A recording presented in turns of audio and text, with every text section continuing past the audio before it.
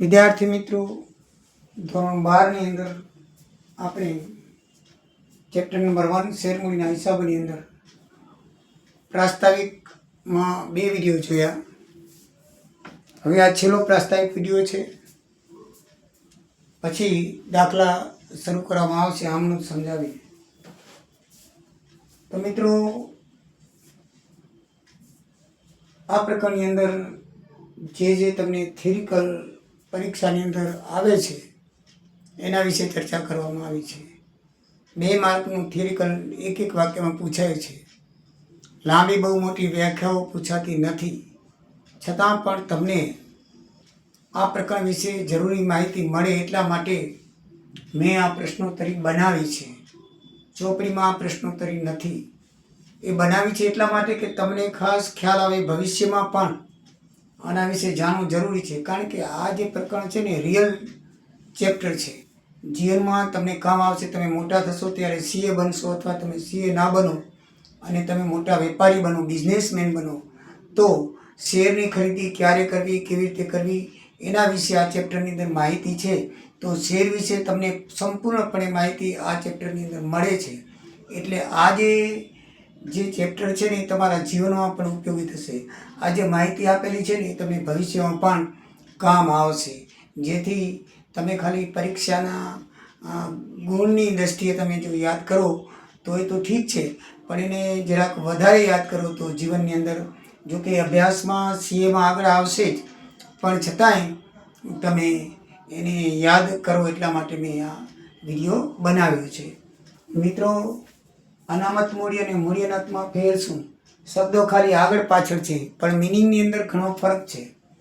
અનામત મૂડી વિશે આપણે જોઈ ગયા છીએ, છતાં અત્યારે 2 વચ્ચેનો તમને તફાવત સમજાવવા માટે થઈને મેં બીજી વખત ઉલ્લેખ કરું છું કે મંગાવેલી મૂડી પોતાના ધંધા માટે પૂરતી છે.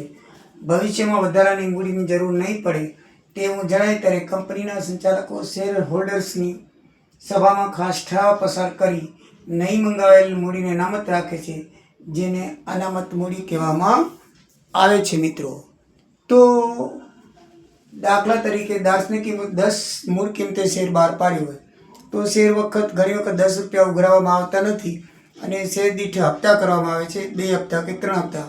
માનો કે ભાઈ 2 હપ્તા 3 હપ્તા કરવામાં આવે, પહેલે 3 રૂપિયા ને પછી 4 રૂપિયા ને પછી 3 રૂપિયા, એવી રીતે જો હપ્તો કરવામાં આવ્યો હોય તો શરૂઆતમાં માનો કે 3 રૂપિયાના હપ્તે ભરણું પૂરેપૂરું આવી ગયું હોય અને કંપનીને જેટલી જરૂર છે એટલી મૂડી મળી ગઈ હોય, અથવા બીજા હપ્તાથી મળી ગયો, માનો કે 3 છે ને બીજો હપ્તો મંગાવવામાં આવે 4, એટલે 7 રૂપિયા મળી ગયા. હવે બાકીના 3 રહ્યા, બરાબર છે. તો એ 3 રૂપિયાની જરૂર ના હોય તો કંપની શું કરે છે કે શેર હોલ્ડર્સની એક મિટિંગ બોલાવી અને એમાં ઠરાવ પસાર કરે છે અને જે 3 રૂપિયાની જે મૂડી છે એ જે શેર બહાર પાડેલા હોય 3ને ગુણી અને એટલી રકમ જે અનામત ખાતે લઈ જાય છે, તેને શું કહેવામાં આવે છે? અનામત મૂડી કહેવામાં આવે છે. એટલે ભવિષ્યમાં એ આપણને કામ આવે. એટલે મૂડી અનામત એટલે શું? તો મૂડી નફામાંથી ઊભી કરેલ અનામતને મૂડી અનામત કહેવામાં આવે છે. તો મૂડી નફો એટલે શું? તો મૂડી નફો એટલે ધંધાના સામાન્ય વ્યવહારોથી ઊભો થતો નફો નહીં, પણ નીચેના વ્યવહાર થવાથી નફો થાય છે તેને મૂડી નફો કહેવામાં આવે છે. ધંધાના વ્યવહારથી જે નફો થાય છે એને મૂડી નફો કહેવામાં આવતો નથી. તો પછી મૂડી નફો કેને કહેવામાં આવે? તો મૂડી નફો મિત્રો 6 રીતે ઉદ્ભવે છે. એક તો કાયમી મિલકતના વેચાણથી થતો નફો. દાખલા તરીકે તમારી પાસે મિલકત હોય ધંધાની અને તમે એને વેચી નાખો. દાખલા તરીકે મકાન છે, પ્લોટ છે, મશીનરી છે, અને તમને એમાં નફો થાય તો એ નફાને મૂડી નફો કહેવામાં આવે છે. કાયમી મિલકતના પુનઃમૂલ્યાંકનથી ઉદ્ભવ થતો નફો. ઘણી વખત આપણે પુનઃમૂલ્યાંકન ચેપ્ટર જોઈ ગયા છીએ. તો બજારની કિંમત વધતી જાય અને પુનઃમૂલ્યાંકન કરીએ તો એનાથી જે ઉદ્ભવતો નફો થાય છે એને મૂડી નફો કહેવામાં આવે છે. કંપનીની સ્થાપના પહેલાંનો નફો. આપણે કંપની સ્થાપી હોય, પહેલાં પેઢી ચલાવતો હોય એનો જે નફો હોય અને કંપનીની સ્થાપના કરીએ તો એ નફો છે ને એને મૂડી નફો કહેવામાં આવે છે. શેર ડિબેન્ચર બહાર પાડતા મળેલ પ્રીમિયમની રકમ. દાખલા તરીકે તમે શેર અને ડિબેન્ચર બહાર પાડો છો અને પ્રીમિયમે બહાર પાડો છો. હવે આમાં સમજાવવામાં આવશે. પ્રીમિયમ એટલે વધારાની રકમથી 10નો શેરોને 12થી વધારે પાડવામાં આવે તો 2 રૂપિયા પ્રીમિયમ કહેવાય. તો એ 2 રૂપિયા છે ને એને મૂડી નફો કહેવામાં આવે છે. ડિવેન્ચર પરત કરતી થતો નફો, આપણે ડિવેન્ચર આપણા જાહેર પબ્લિકે ખરીદેલા હોય અને એ પાછા પરત કરીએ ત્યારે જો આપણને નફો થાય તો એ નફો મૂડી નફો કહેવામાં આવે છે. જપ્ત કરેલ શેર ફરીથી બહાર પાડવાથી મળતો નફો, આપણે કોઈ શેર જપ્ત કર્યા હોય અને જપ્ત કરેલા શેર ફરીથી બહાર પાડીએ તો એનાથી જે નફો થાય તેને શું કહેવામાં આવે છે? મૂડી નફો થાય છે. દાખલા તરીકે 3 રૂપિયાનો હપ્તો હોય અને પછી કોઈ શેર હોલ્ડર પૈસા ના ભરે અને આપણે ફરીથી તે બહાર પાડીએ તો ફરીથી એ રૂપિયા આવે તો જે વધારાના રૂપિયા આપણને મળ્યા હતા અગાઉના શેર હોલ્ડર પરથી એ આપણો મૂડી નફો કહેવાશે. એવી રીતે આ 6 પ્રકારે જે નફો થાય છે એને મૂડી નફો કહેવામાં આવે છે અને એમાંથી જે અનામત ઊભું કરવામાં આવે છે એને મૂડી અનામત કહેવામાં આવે છે. એટલે મિત્રો અનામત મૂડી અને મૂડી અનામત એ બંનેમાં આટલો ફરક છે, એ બરાબર તમે ધ્યાન રાખજો. હવે શેર જપ્તી એટલે શું? એ કહ્યું શબ્દ જપ્ત કરેલા શેર ફરીથી બહાર પાડવામાં આવે તો શેર જપ્તી એટલે શું? જ્યારે કોઈ શેર હોલ્ડર તેને ધારણ કરેલ શેર પર ભરવાની થતી કોઈ પણ હપ્તાની રકમ નિયત સમય મર્યાદામાં કંપનીને ન ચૂકવે તો કંપની આર્ટિકલ્સ ઓફ એસોસિએશનની જોગવાઈને આધીન તેનો શેર જપ્ત કરે છે, તેની શેર જપ્તી કરે છે. દાખલા તરીકે કોઈ શેર હોલ્ડર હોય એને તમે અરજી કરી હોય અને તમે શેરને એલોટ કર્યા હોય, માનો કે ભાઈ તમે એને 100 શેર એલોટ કર્યા છે, એને પહેલી અરજી સાથે 3 રૂપિયા રકમ ભરી પણ બાકીના તમે 3 ને 4નો હપ્તો રાખ્યો છે એ ભરતો નથી તો એના 100 શેર શું થશે? જપ્ત થશે. તો એને શેર જપ્તી કહેવામાં આવે છે. શેર પ્રીમિયમથી બહાર પાડવા એટલે કે જાહેર પ્રીમિયમ એટલે શું? તો જ્યારે શેરની મૂળ કિંમતથી વધારે કિંમતથી શેર બહાર પાડવામાં આવે ત્યારે શેર પ્રીમિયમથી બહાર પાડ્યા કહેવાય. કંપની ધારા મુજબ પ્રીમિયમની રકમને જામીનગીરી પ્રીમિયમ કહેવામાં આવે છે. દાખલા તરીકે 10 રૂપિયાની મૂળ કિંમતનો શેર જો 12 રૂપિયાની કિંમતે બહાર પાડવામાં આવે તો 2 રૂપિયા પ્રીમિયમ કહેવામાં આવે છે. શેર પ્રીમિયમથી બહાર પાડવા એટલે કે શેરની દાર્શનિક કિંમતથી વધારે કિંમતે બહાર પાડવા. 10 રૂપિયાનો શેર હોય અને 12 રૂપિયા બહાર પાડીએ તો અથવા 2 રૂપિયા પ્રીમિયમથી બહાર પાડીએ એમ લખેલું હોય તો 12 રૂપિયા શેરની કિંમત થાય તો એને 2 રૂપિયા છે એની પ્રીમિયમની રકમ કહેવાય છે. અને એ બધી રકમને ઘણા બધા શેર 100 શેર હોય અને 2 રૂપિયા પ્રીમિયમ તો 200 રૂપિયાની જામીનગીરી પ્રીમિયમ કહેવામાં આવે છે.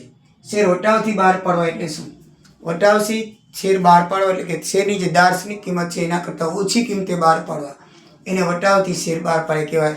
દાખલા તરીકે 10 રૂપિયાની કિંમતનો શેર હોય અને આપણે 2 રૂપિયા વટાવે પાડવો છે તો એને 8 રૂપિયાની કિંમતે શેર આપણને શેર અરજી સાથે મોકલશે. 8 રૂપિયા મોકલશે, 2 રૂપિયા ઓછા મોકલશે એટલે 2 રૂપિયા વટાવે શેર બહાર પાડ્યો કહેવાય. સમજાઈ ગયું મિત્રો?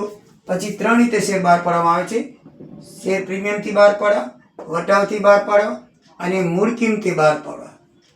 3 રીતે શેર બહાર પાડવામાં આવે છે. મૂળ કિંમતે બહાર પાડવા એટલે શેરની દાર્શનિક કિંમત જે હોય નક્કી કરેલી કિંમત હોય એ જ કિંમતે તમે શેર બહાર પાડો એને શેરની મૂળ કિંમતે બહાર પાડી કહેવાય.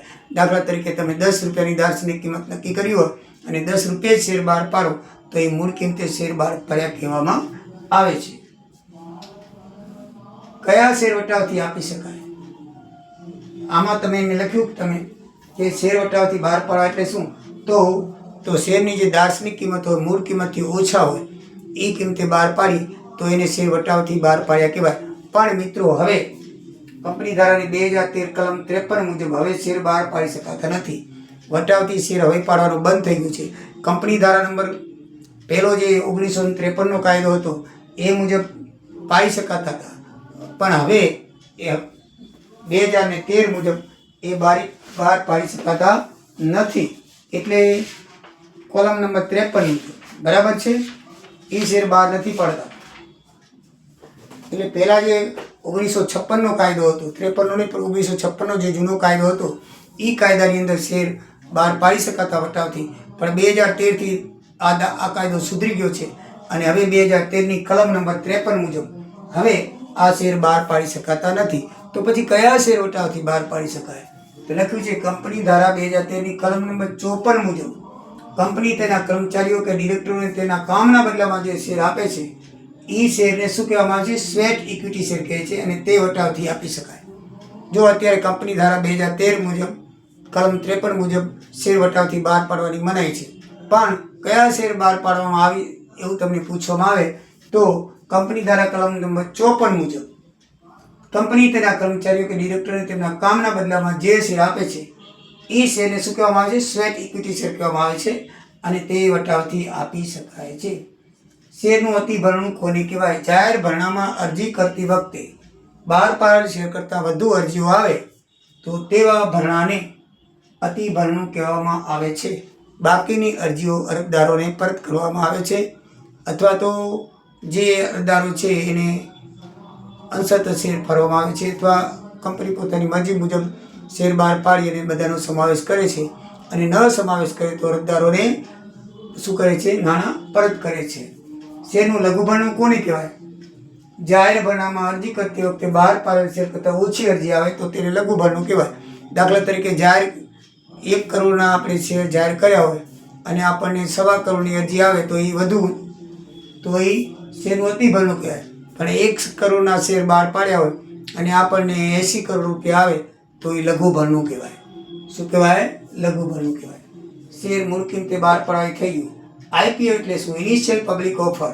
એટલે સૌ પ્રથમવાર કંપની પોતાના શેર જનતામાં બહાર પાડે, જાહેર જનતાને, એને શું કહેવામાં આવે છે? આઈપીઓ કહેવાય છે. શું કહેવામાં આવે છે? આઈપીઓ કહેવાય. સૌ પ્રથમવાર પ્રસ્તાવ મૂકે, પહેલી જ વારના પબ્લિક ઇસ્યુ કરે તેને આઈપીઓ કહેવામાં આવે છે. આઈપીઓનું ફૂલ ફોર્મ છે ઇનિશિયલ પબ્લિક ઓફર. પબ્લિકને ઓફર કરવામાં આવે છે પ્રથમ વખત, ઇનિશિયલ પ્રથમ વખત. એફપીઓ એટલે શું? ફર્ધર પબ્લિક ઓફર એટલે બીજી વખત. એની વ્યાખ્યા એમ છે કે એફપીઓ એટલે શું? જો કોઈ કંપનીએ એક વખત શેર બહાર પાડ્યા હોય અને મૂડીની જરૂરિયાત ઊભી થાય અને બીજી વખત શેર બહાર પાડે તો તેને એફપીઓ કહેવામાં આવે છે. ફર્ધર એટલે બીજી, પછી.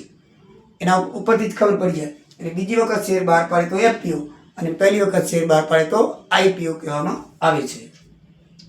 કંપની કયા ધોરણે શેર બહાર પાડી શકે? કંપની 2 રીતે શેર બહાર પાડી શકે. એક તો જાહેર અને બીજી ખાનગી. જાહેર રીતમાં જાહેર પબ્લિકને આમંત્રણ આપે છે વિજ્ઞાપન જાહેરાતો દ્વારા. બરાબર છે કે અમારું એનું સ્ટેટમેન્ટ આપે છે કે અમે આવો ધંધો કરી છે, આમ છે, ફલાણું ઢીકડું આટલો નફો કરી છે, એમ કરીને વિજ્ઞાપન આપે છે અને પછી એ વિજ્ઞાપન દ્વારા પબ્લિક આકર્ષાય અને પછી એ શેરની અરજીઓ લઈ અને અરજી સાથે નાણાં મોકલાવે છે. એ અરજીના નાણાં પહેલાં જ્યારે શેર બહાર પાડવામાં આવતા ને ત્યારે મિત્રો કોઈ પણ એક બેંકને એને રજીસ્ટર કરવી પડતી. કોઈ પણ એક અથવા વધારે બેંક, એસબીઆઈ છે, બરાબર છે, પંજાબ નેશનલ બેંક છે, અત્યારે તો ઘણી બેંકો છે, ત્યાં તો બહુ ઓછી બેંકો હતી, પ્રાઇવેટ બેંકો બહુ ઓછી હતી, નેશનલાઇઝ ઘણી હતી. તો એવી જે બેંકો ખાસ કરીને એસબીઆઈ દ્વારા ભરણું સ્વીકારવામાં, દેના બેંક છે, તો એ ભરણું સ્વીકારવામાં આવતું અને બધા જે શેર હોલ્ડર છે એ બધી અરજીઓ ક્યાં આપતા? બેંકની અંદર પૈસા સાથે આપતા. અને બેંકમાં એ કંપનીનું ખાતું હોય એટલે બેંક શું કરે? એ પૈસા કંપનીના ખાતામાં જમા કરતી. પણ હવે મિત્રો એવું નથી. હવે ડીમેટ એકાઉન્ટ ખોલાવવા પડે છે અને ડીમેટ એકાઉન્ટની અંદર જ એ પૈસા શેર જમા થાય છે અને વેચવા હોય તો પણ એમાંથી જ બાદ થાય છે. શેરની રકમ ડીમેટ એકાઉન્ટમાં જમા થાય છે. શેમાં જમા થાય છે? ડીમેટ એકાઉન્ટમાં જમા થાય છે અને તમે શેર વેચો તો એમાંથી શેર કિંમત બાદ થઈ જાય છે. હવે કોઈ બેંક કરવાની જરૂર નથી. હવે તમારે શેર ખરીદવા હોય તો તમારી પાસે ડીમેટ એકાઉન્ટ ફરજિયાત હોવું જોઈએ. હવે આખું ડિજિટલ થઈ ગયેલું છે એટલે આ બરાબર ધ્યાન રાખજો. ડીમેટ એકાઉન્ટ વિશે આપણે જોઈ ગયા છીએ. એમ પૈસા માટે સાદું એકાઉન્ટ હોય છે બેંકમાં, એમ શેર માટે ડીમેટ એકાઉન્ટ છે. નામ બદલ્યું છે, બાકી વસ્તુઓમાં પૈસા જમા કરાવાય, આમાં આપણે શેર જમા થાય. આમાં પૈસા ઉપાડી શકાય, આમાં શેર વેચી શકાય. આટલો ફરક છે. બરાબર છે. શેર વેચો એટલે ડીમેટ એકાઉન્ટમાંથી એટલા બાદ થાય. શેર ખરીદો એટલે ડીમેટ એકાઉન્ટમાં એટલા શેર તમારા ખાતામાં જમા થાય. આ રીતે હોય છે. એટલે ખાનગી ધોરણે જાહેર પબ્લિક દ્વારા એ શેર બહાર પાડે છે. જાહેર પબ્લિકને વિજ્ઞાપન આપીને અથવા અનેક રીતે આમંત્રણ આપીને શું કરે છે? પબ્લિકને ઇસ્યુ કરે છે શેર. ખાનગી ધોરણમાં શું હોય છે? આ રીતમાં પબ્લિકને જાહેરાત નથી કરવામાં આવતી, આમંત્રણ આપવામાં આવતું નથી. પણ પબ્લિકને આમંત્રણ આપવામાં આવતું નથી એટલે જાહેર પબ્લિકની જેમ આમંત્રણ આપવામાં, એને જાહેર પબ્લિકને આમંત્રણ નથી આપવામાં આવતું. પણ કોને આમંત્રણ આપવામાં આવે છે? સંચાલકો, તેના મિત્રો, સગાવાલા, એનઆરઆઈ એટલે ફોરેનના માણસો, બરાબર છે, એલઆઈસી, યુટીઆઈ, આઈસીઆઈસીઆઈ જેવી સંસ્થાઓ જે છે, બરાબર છે, નેશનલાઇઝ સંસ્થાઓ જે સરકાર, અર્ધ સરકારી સંસ્થાઓ, કોર્પોરેશન છે, એવાને નિવેદન આપીને, એટલે આમ જાહેરાત પબ્લિકની જેમ નહીં, નિવેદન એક આપે છે. એ નિવેદન આપીને, આમ પત્ર લખીને નિવેદન આપીને આમંત્રણ આપે છે. શું કરે છે અને એને જ ખરીદવામાં એને જ એ આપે છે, જાહેર પબ્લિકને આપતી નથી. એટલે ખાનગી ધોરણે અને જાહેર ધોરણે બે રીતે શેર બહાર પાડી શકે છે. પછી લોક ઇન પિરિયડ એટલે શું? તો ખાનગી ધોરણે જે શેર બહાર પાડે છે ને એ શેર હોલ્ડર્સ શેર મંજૂરી કયા તારીખથી નિર્ધારિત સમય સુધી આ શેર વેચી શકતા નથી. એ સમયને શું કહેવામાં આવે છે? Lock in period.